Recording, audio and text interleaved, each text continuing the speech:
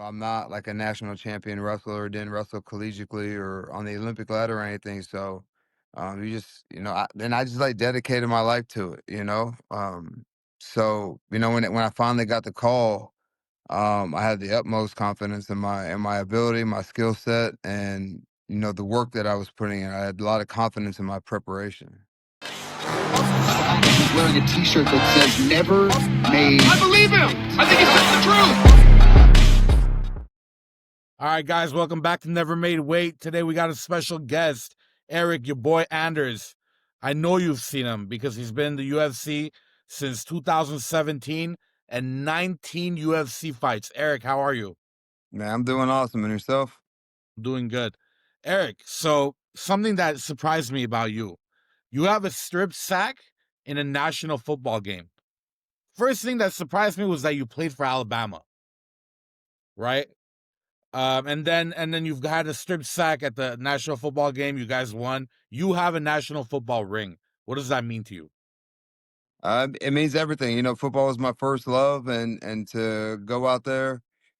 I'm from Texas, but came to Alabama. So to leave my state, um, that I love and still love, and then to play Texas in the national championship, the last game of my college career, and to have a game that I had is it's something out of a storybook. You grew up in San Antonio, right? That's right. High school football, I heard, is very competitive in Texas. Is that Yeah, true? yeah. Football is a religion, and everybody believes. So your dream was to be in the NFL. Yeah, of course. What happened there that instead of football, you transitioned into MMA? Well, I only transitioned into MMA because football didn't work out. I played college ball. Obviously won a national championship, but when it came down to the NFL, I just wasn't big enough, strong enough, fast enough, or whatever enough. Uh, so that book ended, closed. That chapter closed, and I still wanted to be an athlete, still wanted to train. So I started with a little jujitsu and jiu-jitsu's cool. I love jiu-jitsu and but it just wasn't like competitive enough, So I, decided to give MMA a shot. And really loved it from the first day I started training to even now. I still love it just as much now as I did, back in the day. And that's just how brutal life is, right? It's very unforgiving. Everything you put everything into something, and at the end, they could tell you you're just not this enough. You're just not that enough. But nevertheless, you cemented yourself as a top level athlete, even being a part of that football team, and also getting into the UFC, the highest level of MMA in the world. When you got into the UFC, were you nervous at all? Um, no, because that's the goal. I think life is, you have to constantly reinvent yourself, because you may run into a brick wall or, the road that you thought you were going down, just, suddenly ends like it did football with me. So, I just had to, go find something else to do, So I had to reinvent myself, learn how to fight, wrestle, do jujitsu, all that, even before I started training to fight, I have JV level experience wrestling. So, I'm not like a national champion wrestler or didn't wrestle collegiately or on the Olympic ladder or anything. So, I just like dedicated my life to it, when I finally got the call, I had the utmost confidence in my ability, my skill set, and the work that I was putting in. I had a lot of confidence in my preparation. Yeah, we've seen a few people make the transition. I actually thought I'm like Eryk Anders has to be the only UFC fighter with a national championship. I looked it up. Actually, you're not. Sean Oh, thanks. Jordan, Sean Jordan in Yeah, yeah, in yeah. '07 with LSU That's fullback. right. That's So right. wow, rare stat. I mean, we've seen from the NFL, right? We've seen with Hardy and stuff. Why do you think people like make that transition? You think people who play football are just dogs anyway? Yeah, I think that it takes a certain mindset to do this. So I think a lot of guys were in my situation, whether they didn't make it in the NFL or They played briefly in the NFL, but they're just not done. They're not ready to be a civilian or a non-athlete, you know? So, they, so they have this athletic ability. So, I think once you're an athlete of that caliber, um, you learn how to be a football player. You have the athletic ability. I think a lot of people do have the mindset to be a fighter and, can make that transition. Greg Hardy, Brandon Shaw, um, I think they just signed a kid for off the Contender Series, who played for the 49ers, Justin Jacoby, um, I didn't even Austin know that. Lane. There's a few guys who have made that transition. So I think it's more mindset than anything. But then you take a guy who's trained his whole life to be an athlete. They can still be an athlete and learn another skill set. And it seems to me that football players have that fearlessness to play football. You got to be a little fearless. That's why we see, on TV, they're throwing their bodies all over the field, sacrificing whatever, sacrifice anything to make the play.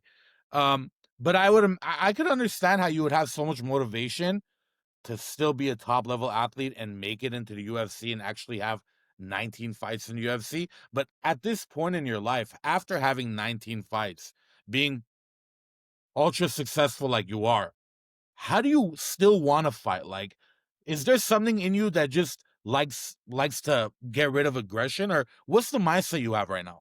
I'm just a competitor, I love everything about the sport. One of the things that I love the most about it is like it's a team atmosphere when you're getting ready for a fight. I can't, just hit the bag and wrestle a dummy and think that I'm gonna be prepared to go fight. So I have training partners, I have coaches, I have people that help me get ready for the fight. But then when it comes to the actual competition parts of the actual fight, win, lose, or draw, it's on me. And that's something that I've always liked about individual sports over team sports. Yeah.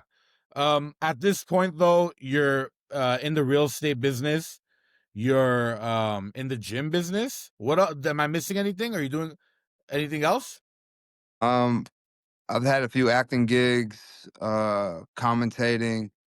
I manage fighters as well, so I just kind of have my hands in a lot of pots. So and I'll continue to do that, continue to do all that stuff, and find other things. Other avenues of interest that, I may not even know it's an interest at this point, but, when the opportunity presents itself, then, we'll see what's up.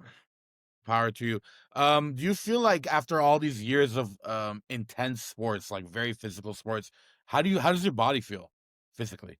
Actually, it feels pretty good. I don't really have a whole lot of like nagging injuries or, something that always hurts. I do like, but that's just the life of an athlete. Even if I would have just played football or if I just would have fought, or if I sat at a computer all day, something's gonna hurt. That's just how the body works.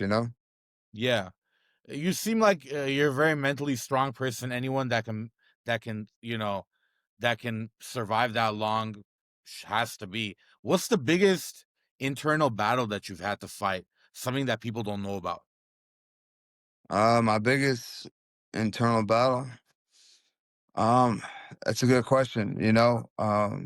I thoroughly enjoy fighting. I thoroughly enjoy training. There's nothing about this sport outside of cutting weight that I don't like, So I don't think that I have like this internal battle. I think, a lot of people, I think like one of the main questions is like, how do you feel before a fight? I think every fighter, there's a feeling of apprehension and anxiety, because you don't know what's fitting to happen. You can go out there and train, um, do everything correctly, and the fight not go your way. Y- You've been very And the opposite too. I've trained like shit for a fight and went out there and won. So, I think as a fighter, athlete, as a competitor, you want to put yourself in the best position possible to go out there and win. all in the preparation, right? Yeah, absolutely. You fought almost 3 times a year. It's like 2.5 times a year in the UFC since you've been in the UFC. very Hmm. active. Yeah, Let me ask you, this channel is called Never Made Weight. Why?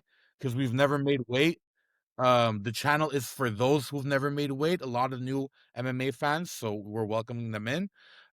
If you never made weight, if you never got into fighting, what's one piece of fight advice that you think could win you a fight? if I never fought, what's one piece of advice? Um, Train every day. I think you need to get reps at developing a skill set and not just spar all the time. Um, you just got that's a good question. If I never fought, what advice would I give? Yeah, To win a probably that. fight, And what's that? to win a fight. One technique. My left hand for sure. I think I don't have any submissions and I have a lot of knockouts. So, my left hand is my weapon of choice. Eryk, I know you're a busy man. I'm gonna get out of your hair. Let me ask you one question. What do you think about open scoring?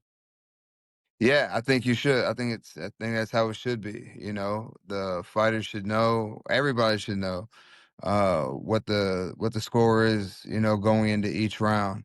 I don't think that would like make fighters stall cuz I think sometimes you think you're winning the fight. There's been a few fights that I've lost that I thought that I was winning. Um and I think it would actually make the fight a little bit more interesting because if you're down 2 and you need to finish, you'll see guys go out and pick it Yep. up a whole lot, so um close fights, like some fights is obvious, you already know who's winning, but those close fights, I think that it'd be interesting to if how the fighters would react if they knew what the score was going in. Eryk, before we leave, is there anything you want to leave the fans with? Yeah, guys, I'm getting ready to open my gym, your boy Fitness Academy. It opens September 22nd. Show up, pull up, show support. It's located at 1014 Montgomery Highway in Vestavia, Alabama. Pull up, show your boy some love. Guys, you heard it here. Eryk Anders, vet, your boy. Thank you so much for giving us the time of your day. And we wish you luck in the future and talk soon. I appreciate it, brother. Thank you. Thank you for watching Never Made Weight.